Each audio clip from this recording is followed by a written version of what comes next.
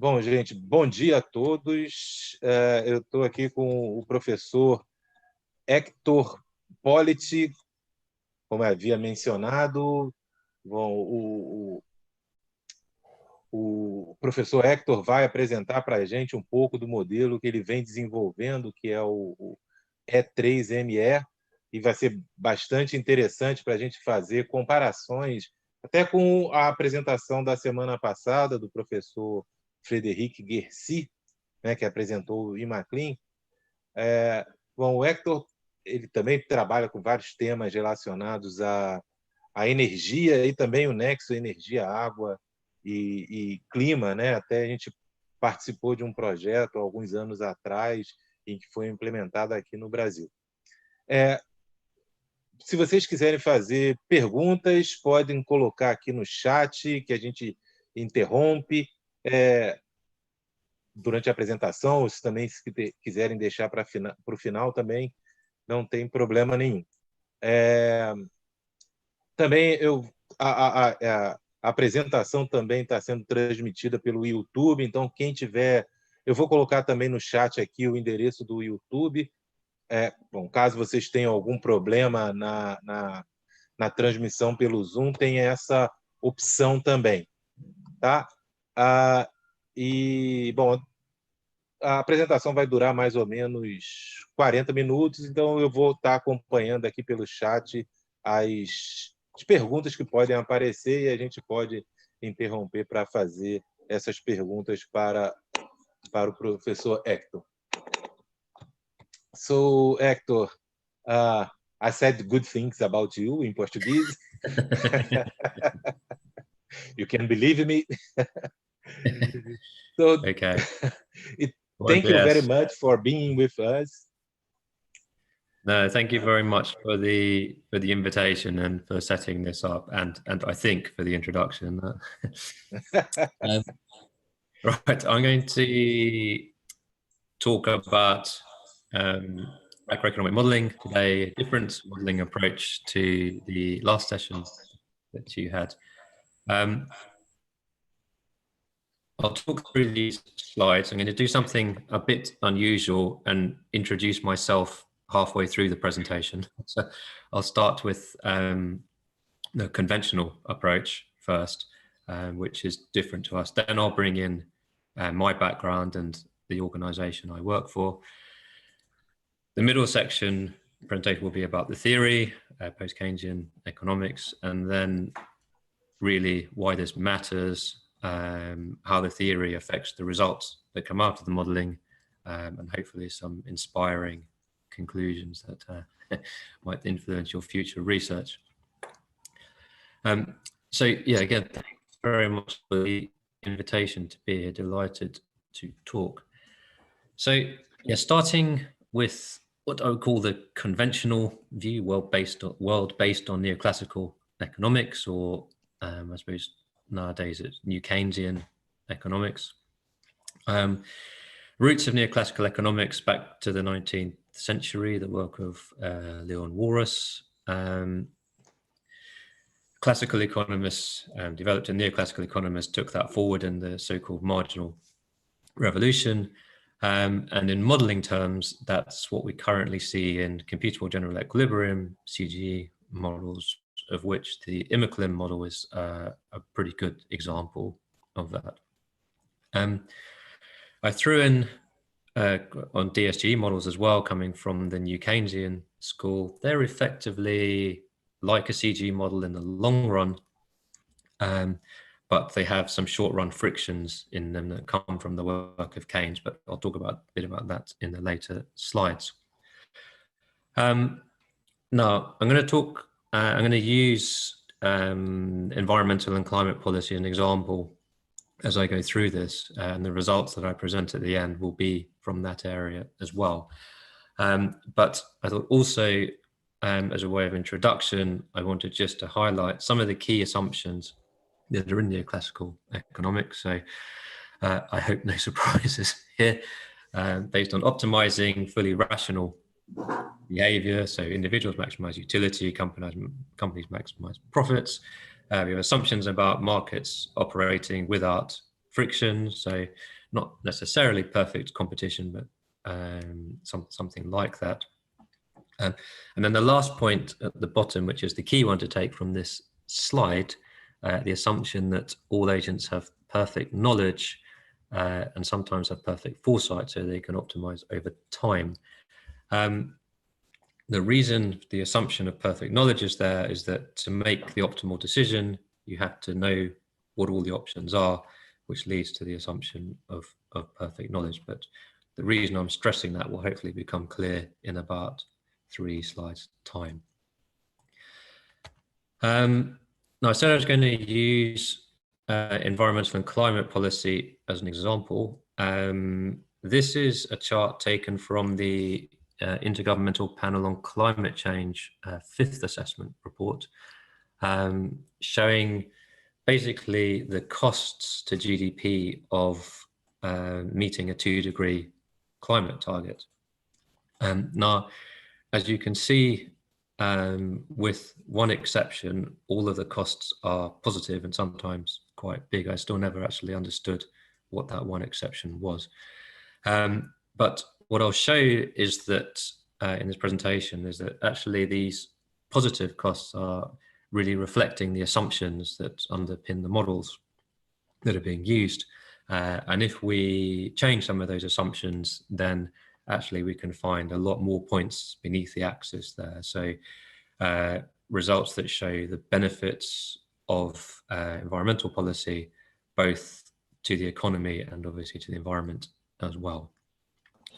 But right now, all of the dots in that chart are using conventional approaches, basically neoclassical economics and optimization based approaches. Now, that's the current mainstream. So I'll now introduce myself and the organization I work for and hopefully show how we get to different results from that. I work for a company called Cambridge Econometrics. We are based in Cambridge in the UK, and we very much come from the Cambridge tradition of economics. So this timeline that you can see on the screen of the company starts in the late 1970s, and we could go further back to the time of Keynes in Cambridge, so before Second World War, John Maynard Keynes. And Richard Stone, who's the first picture there, who designed the National Accounting Framework, was a student of Keynes. And Terry Barker, who founded the company, was a student of Stone. So we have the lineage in Cambridge coming through in that way.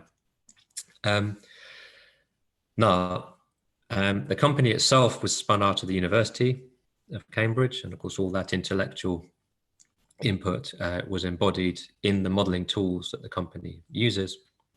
And nowadays it's a consultancy, and we apply the modeling tools for policy analysis. And again, environmental and climate policy is one example of that. But we often present our results alongside the results from neoclassical computable general equilibrium models.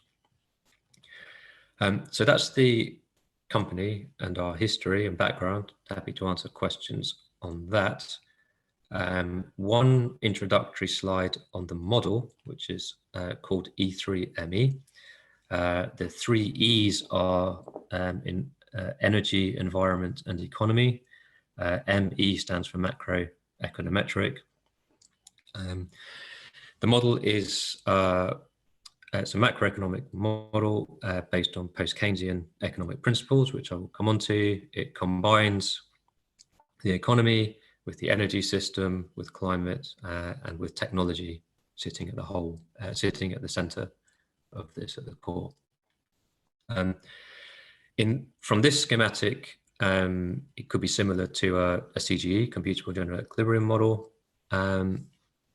But what I'm going to show on the next slides is just where the differences come around, and that's all due to the economic theory that we apply. Yeah, you can see the text on the right. This is a marketing slide, so of course it says very nice things about the about the model. But now we'll move into my own personal slides, so they won't be quite so polished as all of these ones.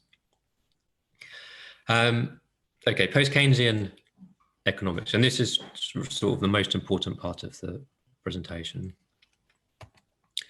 Okay, so starting the life and time of Keynes.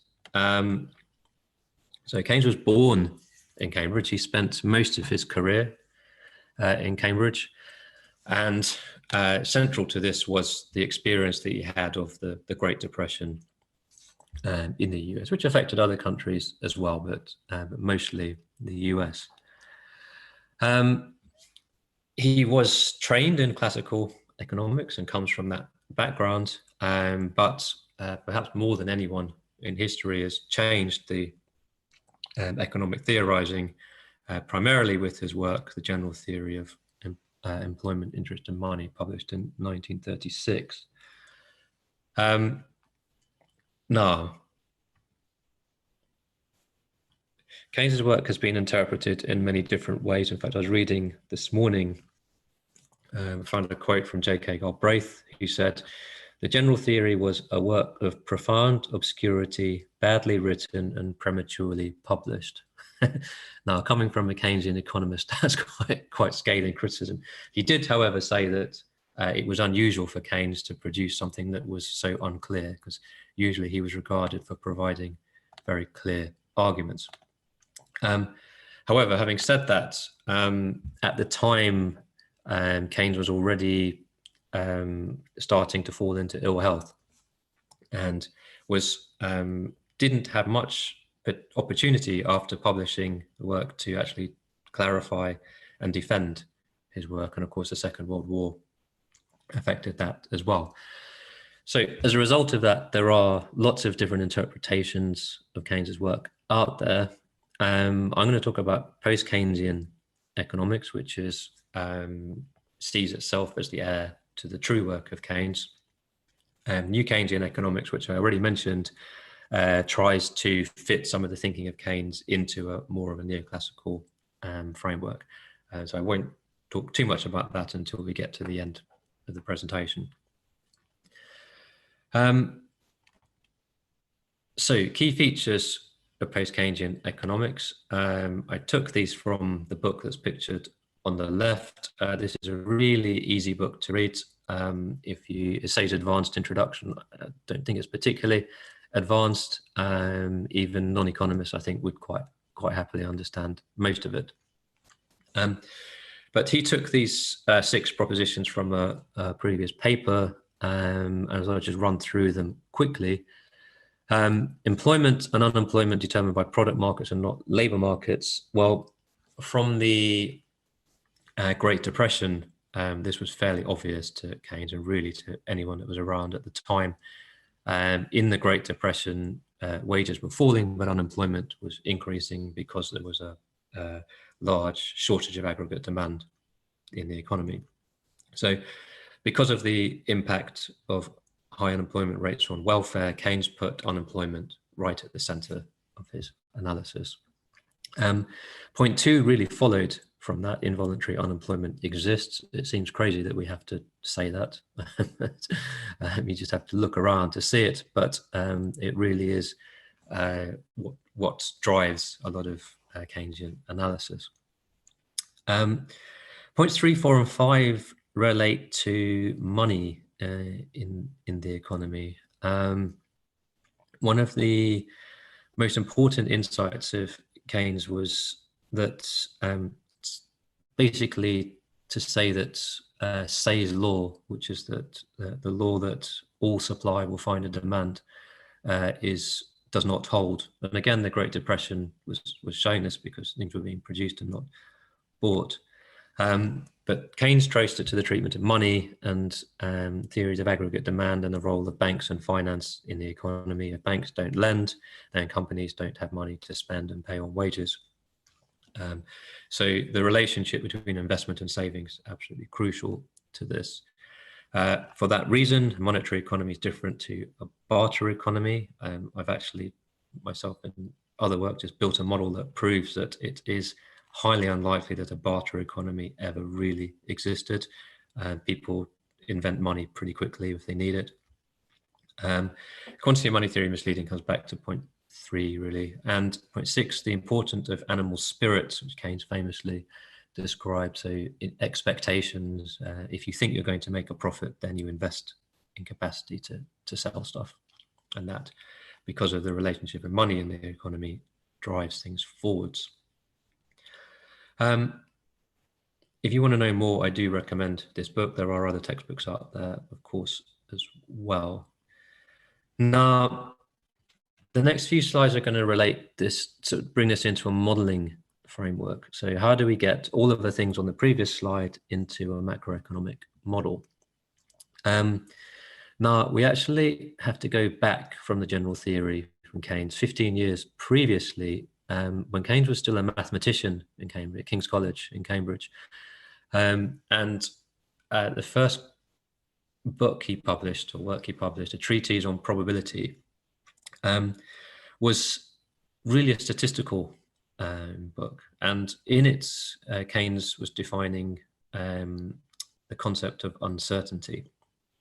Now, he wasn't the only one at the time. Knight, also where the term Knightian uncertainty comes from, in the same year published something quite similar. But as economist Minsky has noted, that to understand Keynes' work, you really have to start here and Keynes' treatment of uncertainty. So what is uncertainty? You can see the picture of the guy in the bottom left sort of feeling his way around. We have to define the difference between risk and uncertainty. So Keynes said that risk was things that we know might happen, but we don't know they will happen. So in using Donald Rumsfeld, it's the known unknowns. Whereas uncertainty is the unknown unknowns, things that we can't prepare for. And as Keynes himself famously once said, we simply do not know. This is basically the fundamental theory to post-Keynesian economics. We start with an assumption of uncertainty and everything else flows from there. Now, contrasting this to the neoclassical approach, where we have perfect knowledge as an underlying assumption. If we don't have perfect knowledge, then we don't have rational behavior anymore. It's not possible to build up probability density functions if there are things in there that we don't know about by definition. The probabilities will never sum to 1. So what we see from this is that we take out assumptions about optimizing behavior. We need to come to an alternative approach, and this is where simulation modeling comes in. So first real principle of E3ME is it's a simulation model rather than an approach that builds on optimizing principles. Now, one obvious question is, if we don't have optimizing behavior, how do we model behavior in the system? And actually that's where you can see the logo in the bottom corner, econometrics, Cambridge econometrics. That's where the econometrics comes in. The assumption about behavior is it comes from observations in the past based on time series data. Now, it doesn't have to use that approach, but we think it's the best approximation we can find of how people behave in the real world. But the key point is the model is trying to reproduce what happens in the real world rather than making assumptions about behavior. Now, here I can introduce you to two of my friends on the right-hand side. I use this clip art package often when preparing slides, and I thought I would, I typed in model into the search box, and these are the two of the things that came up. So on the right-hand side, we have a nice young lady who's modeling a quite attractive looking dress and could walk down the catwalk wearing it. On the left-hand side, we have something that looks probably more likely to kill people rather than model clothes. So a completely different kind of model. And I think more than anything, that just emphasizes the point that different models have different purposes. And we need to make sure we use the right model for the right purpose. I would not try to drape a dress on the character on the left. Now, reason I make that point is sometimes when I present this approach, I'm seen as attacking optimization-based modeling, and that's not really the case. I think there is certainly a place in analysis for optimization-based approaches.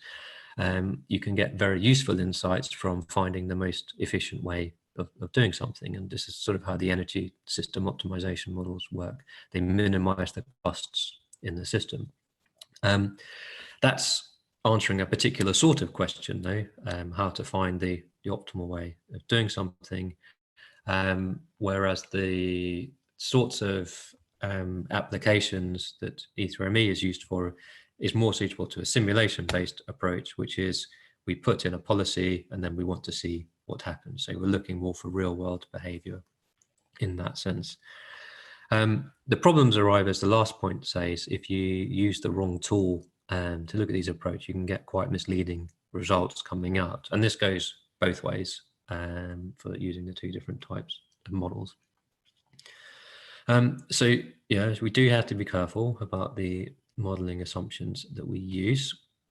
So when we drop the optimization assumptions, we start to see a lot of interesting characteristics come out of the modeling. And I think this would be sort of key point number 2. So key point number 1 is the modeling is based on the Cambridge modeling is based on uncertainty. Point number 2 is is a simulation-based approach that doesn't include any optimization. Now, okay, so I'll just talk through this slide a bit. So it's a simulation-based approach. We don't assume that agents in the model will behave in a fully rational manner. Now, Keynes saw this, he related it to uncertainty, and he said, if we don't know what's going to happen in the future, we will keep some savings back as a reserve fund in case times are difficult.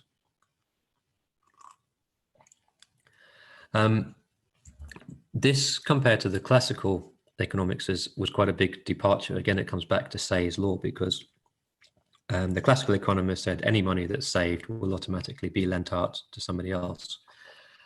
Keynes realized that in the banking system, this wasn't how it worked.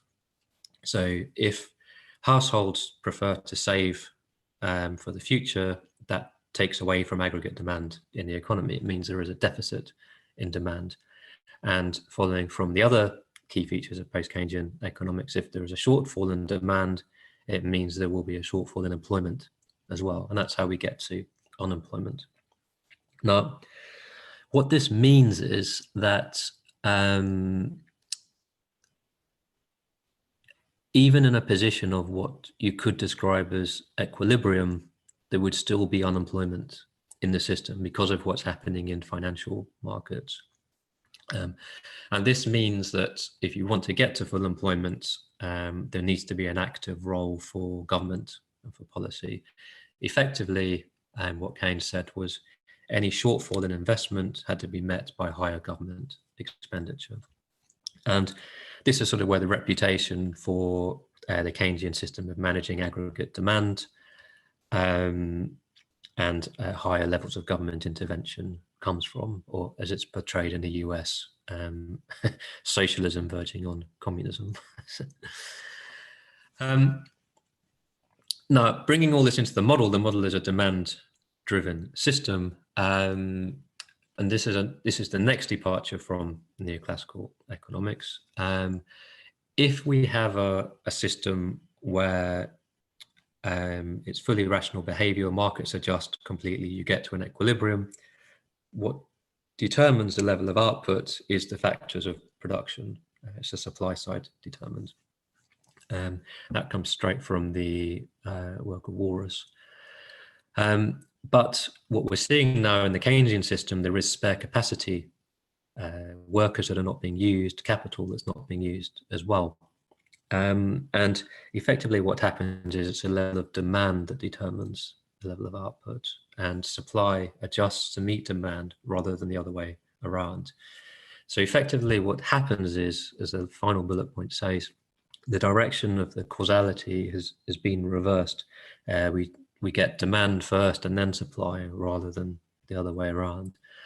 And this is why these models are sometimes referred to as demand driven. It is the level of aggregate demand that's important.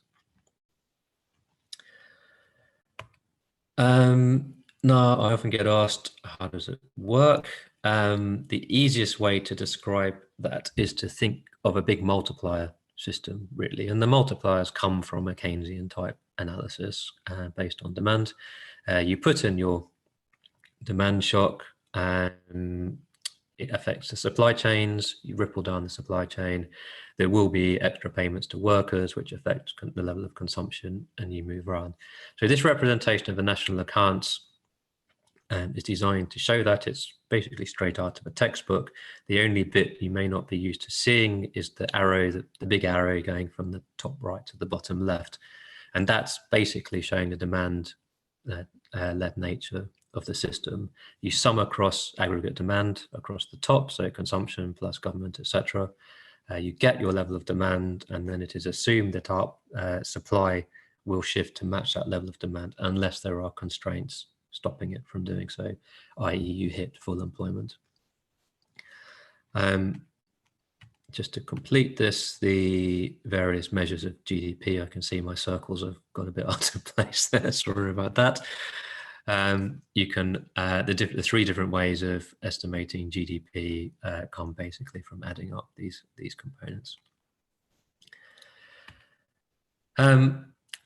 So yeah, in a Keynesian system, well, you go back to Econ 101 and you hear that once infinite demand is infinite, I'm saying demand determines a level of output, so why is output not infinite as well? Yes, of course, in the real world, there are limitations on output that you would not see in a basic multiplier type analysis. The modeling does its best to take this into account, and we hear discussions of output gaps, things like that, the difference between where the economy now is and where its potential output is. Well, going to the heart of Keynesian economics, of course, the labour force gives the level of unemployment, and which is often interpreted as a level of slack in the economy. Product markets, of course, have limits as well. You can hit bottlenecks in production, which will mean that you can't, doesn't matter if demand increases, any further boost to demand will just lead to higher prices rather than an increase in the quantity of output. The key one at the bottom, and this is slightly controversial, are not limits to the amount of finance available. Well, this very much relating to the banking and finance system, the concept of endogenous money, banks lending out when they see profits, and the central banks covering the reserves needed to do that. There are, in reality, some constraints on finance, but we don't usually hit them unless we're in a boom time, and banks and central banks are trying to cover positions. So we do have limits overall. Okay, last slide on theory, and then we can move to something a bit more tangible. So anyone that had tuned out to the previous slides, this is probably the point to wake up, come back in again. Summary of post-Keynesian economics and what it means in modeling terms. Okay, so E3ME model based in Cambridge. It's a macroeconometric tool. That means the behavioral assumptions come from econometric analysis based on a post-Keynesian framework. So no optimization, absolutely clear on that. Then demand equals supply. Well, that's essentially the accounting relationship that I showed with the diagram. But demand is less than or equal to potential supply, meaning that there is spare capacity in the economy. Now, the last point is the one that usually gets the attention of policy people. They say, under the right conditions, it is possible for regulation to increase output and employment. Now, what that means is if there's a regulation put in place that is able to draw on the spare capacity, so reduce the difference between demand and potential supply, then we see a stimulus effect in the economy, and that leads to higher levels of output and employment. That's not going to say it always happens. There are plenty of bad policies out there that will reduce demand as well, but it is a possibility and it's not ruled out by assumptions. And just to compare that to the classical approach and the CGE models that are out there, they will basically have demand is equal to potential supply. So all capacity is always being used because that's what the rational behavior and perfectly working markets get you to. So let's look at some results. Now, really the aim of showing the results is to basically say that all the things I said on the previous slides are quite important in the real world. I'm going to use a set of climate policies as an example to show this.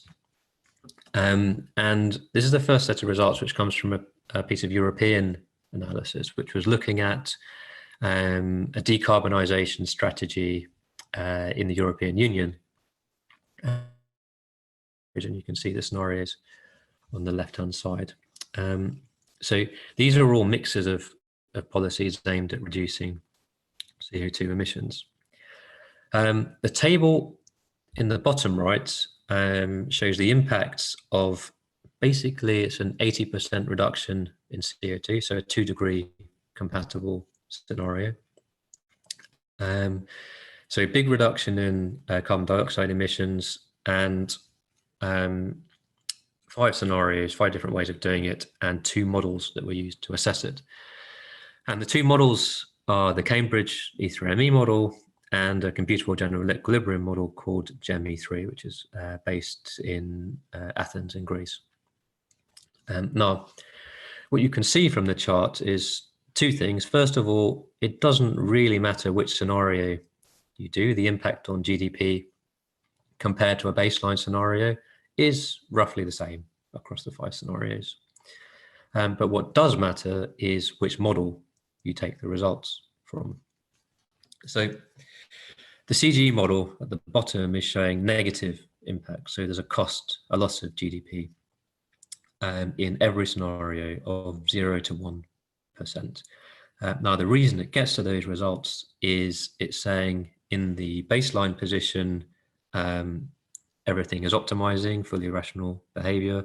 You put in a constraint to that. Of course, by definition, constrained optimization can only be equal to or worse than an unconstrained optimization, so you get costs coming out.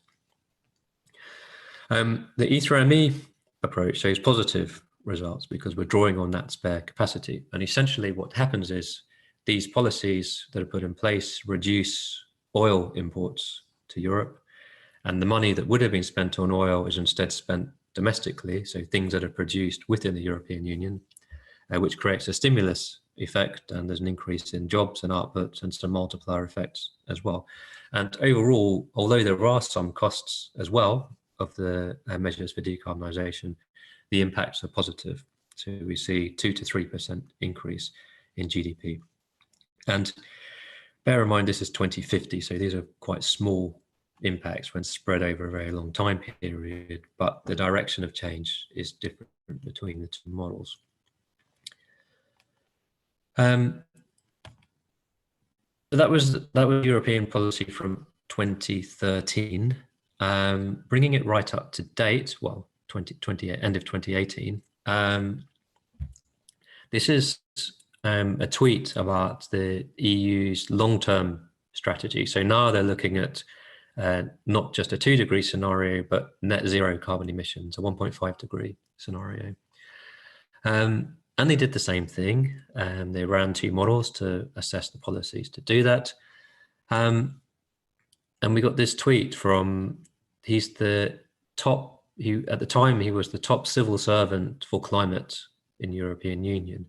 And there was lots of modeling analysis done on the policies, but he picked out the results from the E3ME model to put forward the positive case for reducing carbon emissions in the EU.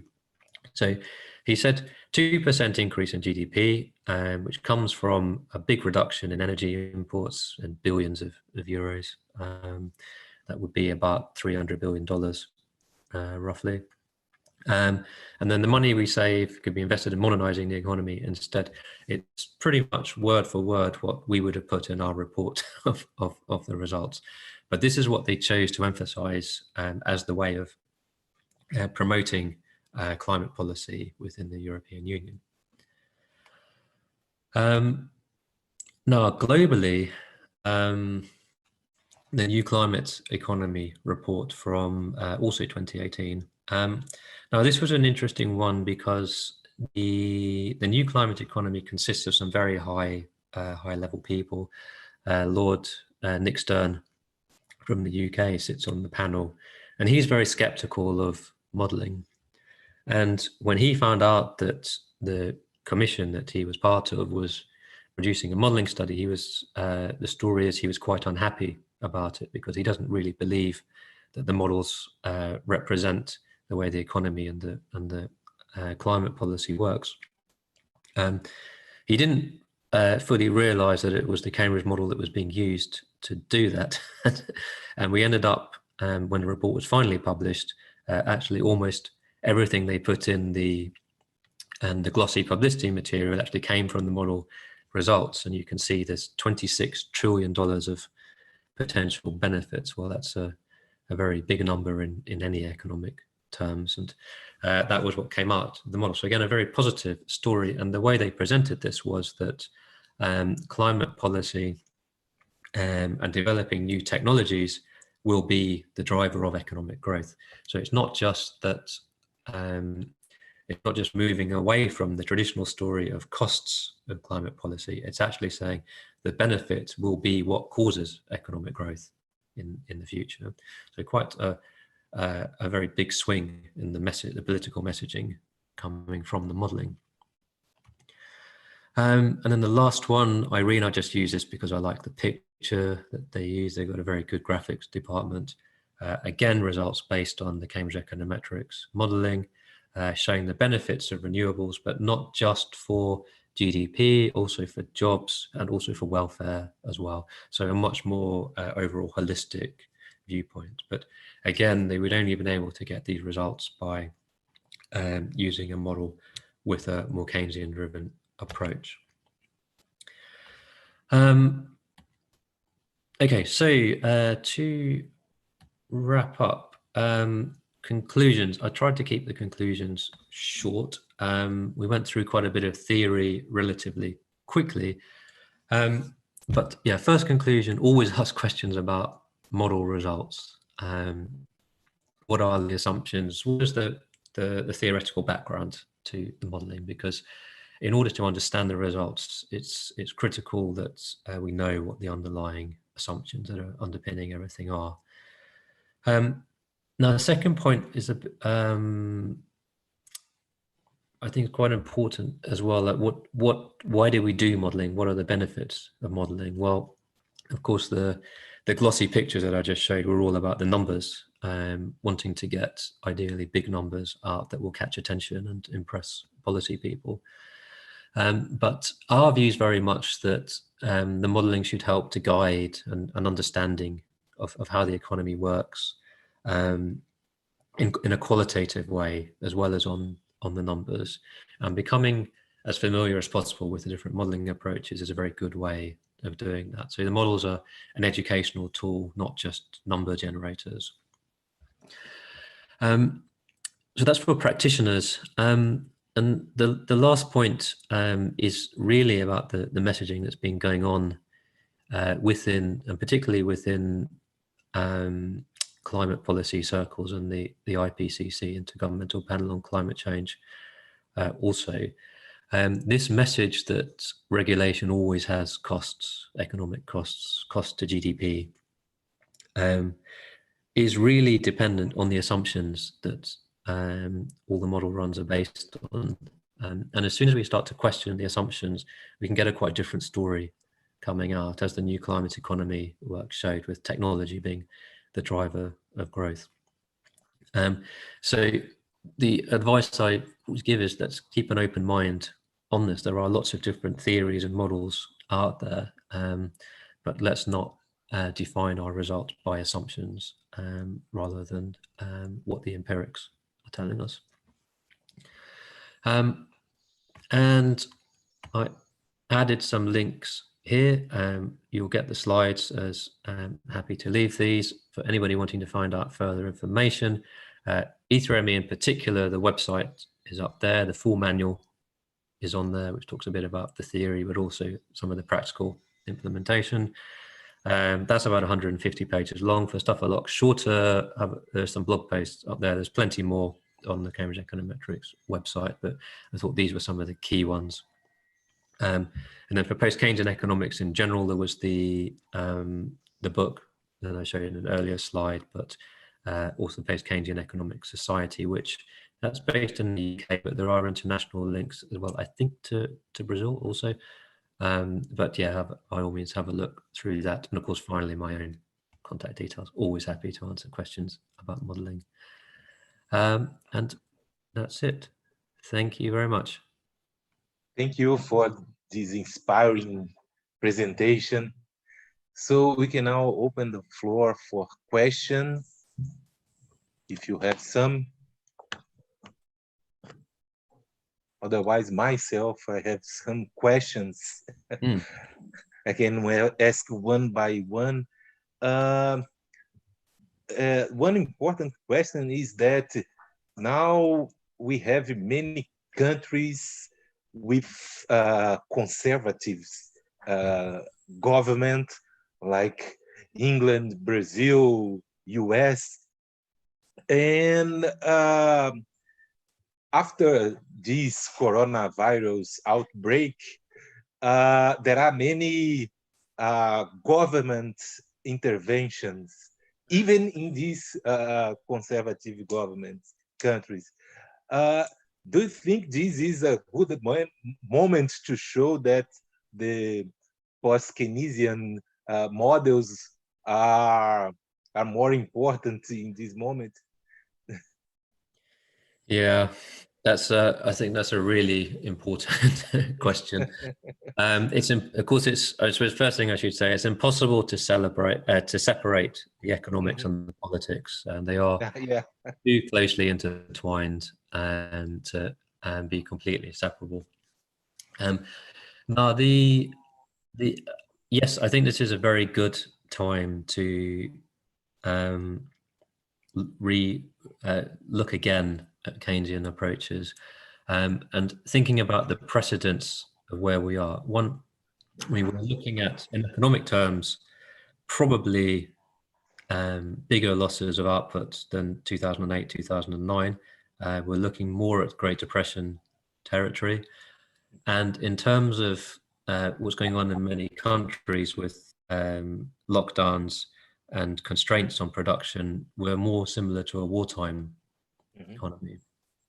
And the question that everybody's asking, including to us, I have been getting more requests than I can handle about how to model COVID-19 recently, is how to get the economy going again.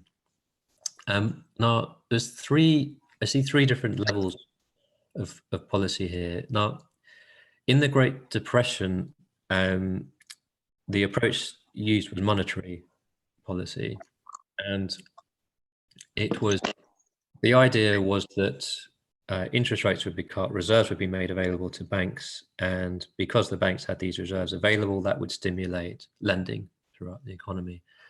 That was more of a supply-based approach, and it didn't work because companies did not want to invest because they didn't see any way to make a profit, and they didn't think they'd ever be able to repay the loans back, and they'd seen many other companies go bust because of having debts. So that was viewed as the analogy pushing on a piece of string, doesn't get very far. quantitative easing that we had after 2008, 2009 in many countries sort of did the same thing, and it's why its effects were a bit limited. It was only sort of secondary effects through wealth that really had a beneficial effect on the real economy. It helped banks, of course, which was partly why it was put through. So I would keep away from monetary policy. In fiscal policy, there's two options. There's reducing taxes, which is very quick and easy to do. It will potentially have an immediate effect, but it still needs, if we cut income taxes, it still needs shops to be open so that people can buy stuff, but also a reduction in uncertainty so that people don't save the money in case there is a second wave or a lockdown, which I think is unfortunately quite likely to happen at the moment.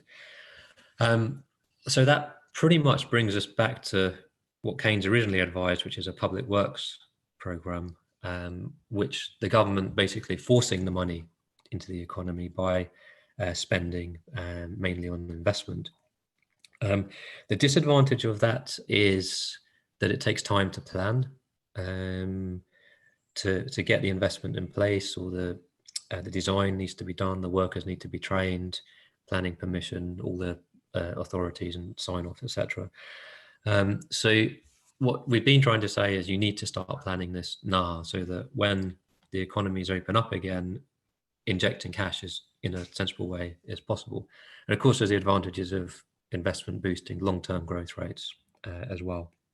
So that's what we would be pushing towards. However, as you say, with the political situation, these policies might be seen as being more on the socialist side, too much government interference. I think in the UK now we will have this, simply because it's sort of a reverse psychology. Because we have a conservative government in place, they can get away with doing socialist stuff without being accused of being socialists. Other countries, I'm less so sure, and particularly the US, which is following its own rules at the moment, and unfortunately Brazil as well. There is a question here. If you can tell something about the behavior unpredictability and how is this is addressed in your model? Okay, so there's two. I think of uncertainty in two different ways. There's uncertainty sort of in the model parameters itself. Like, for example, we use econometrics to estimate behavioral parameters, but I'm sure many people are familiar with the Lucas critique that if behavior changes over time, then these may not be a very accurate way of modeling the system. We're very much aware of that. We think that our econometric parameters give us a best unbiased estimate, but of course there are times when behavior changes, and if we start to push too much in that direction, we can either change the parameters or just acknowledge the uncertainty or run sensitivities, something like that. So yeah, we're very much aware of that. Unfortunately, without knowing future behavior, there's not much that you can do about it in any modeling approach, but it's always something to acknowledge, and it's a reason for not presenting model results to 3 decimal places or anything like that. They're our best guesses, but they are of course uncertain. Now the other type of uncertainty is sort of how agents in the model react to uncertainty within the economy, and the most obvious example for that, well, two examples are the savings rates. The savings rates for households, so the proportion of income that is saved rather than being spent.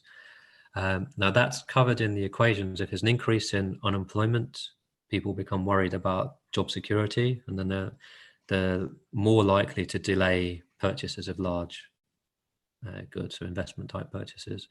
The other side, of course, is the corporate sector, where if there's uncertainty about the future, companies will not want to borrow. And this is particularly what we saw in 2008, 2009, when financial insecurity was reached high levels, and most of the damage to the economy was actually done by a shortage of investment. And this showed through in the modeling results because although it was the financial sector that caused the crisis, the sectors that lost out the most were things like construction and engineering, which were dependent on the investment that could no longer be financed. And that's where the biggest job losses were. Thank you. I have another question about CG modeling in developing countries. Because, yeah, the main limiting hypothesis of neoclassical models is the perfect competition hypothesis, and this is in developing countries are far away from a perfect competition. Do you think that E3ME can, fits better in developing countries modeling? Yeah, I think from a theoretical perspective, I agree on that. Yes, markets are far from perfect, and the exchange of information can be slower as well because of the infrastructure being less developed. The flip side of that is the data requirements for a model like E3ME are more extensive, because we're using time series data to estimate the parameters. So we need, instead of just having a single base year, it's long time series of annual data going back. And of course, if there are problems in the data, then that detracts from the quality of the modeling. Now, Brazil actually has quite good data overall. Many developing countries don't, though. So we struggle a bit in that. And actually we developed a cut down version of E3ME that for countries, particularly in Africa, where data are very patchy. And for those countries, we don't try to do any econometric estimates. We just put in our best guesses of the parameters on a more qualitative basis. Yeah. There is another question from Marina. How do you manage to incorporate productivity gains, technology developments, and other aspects that need projection within the model? You told something about parameters in your previous answer. Yeah. Okay. I skipped over technology, really, other than the schematic at the beginning, which I said technology core to the modeling, then I didn't say anything about it. Partly reason for that is the theory, and so Keynes never said much about technology. Actually, he was more interested in the short run outcomes. So for technology, we have to turn more to the work of Schumpeter and the waves of technology that he described, and more recently complexity theory, as well as giving us a lot of input here. Okay, in E3ME we have at least two different representations of technology. Where we can, we incorporate what we describe as a bottom-up submodel, which particularly for the energy sectors, we have technologies explicitly defined with costs and various characteristics attached to them. And we bring in a diffusion approach to that. So as new technologies develop, they initially, people prefer not to invest because it's too risky. They don't know enough about it, even with the cost, if it was cost beneficial to do so. But over time, as the product gets established, then market uptake increases, and eventually you reach saturation point. So that comes very much from an evolutionary economics perspective, which we incorporate. Now, we can't do that for the whole economy because we need to have a representation of every single technology that exists. So we adopt a more implicit approach in other sectors, which is basically just an accumulation of knowledge stocks. So through research and development and accumulated investment. And we let those feed into the econometric equations to give a representation of both product innovation and process innovation. By product innovation, I mean producing a higher quality product, which can boost trade quite substantially in global markets. And process innovation is more about cutting costs, doing things more efficiently. So the same product but cheaper, which has more of a domestic effect.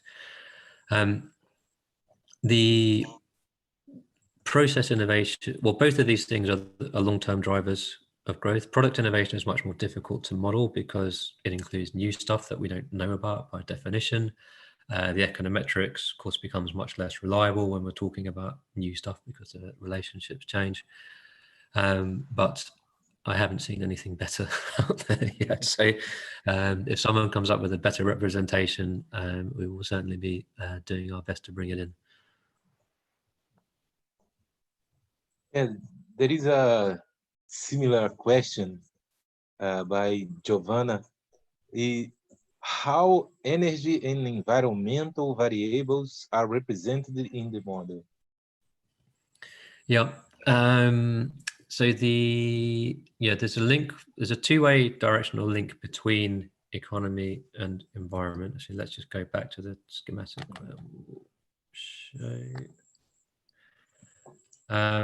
So these arrows at the bottom show the link between energy and economy. So the bottom arrow, economic activity, means that the faster the economy grows, the higher the rate of demand for energy. That's through a set of econometric equations. The feedback in the other direction is the energy sectors to the economy. So say the electricity sector. If consumption of electricity increases, output in the electricity sector increases. Now, what the model does is link together the economic and the physical data. So it's a bit like a systems dynamics type approach here.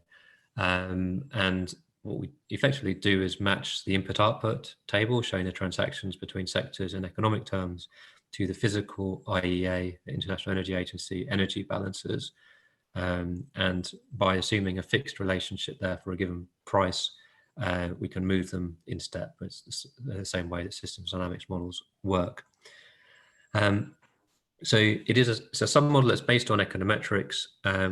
For the key energy consuming sectors, we bring in more of a technology-driven approach. This is where the diffusion algorithms come in. And that's why there are arrows going from technology to all of these things. The link between energy and emissions is pretty straightforward. That's just an emissions coefficient per unit of fuel consumed.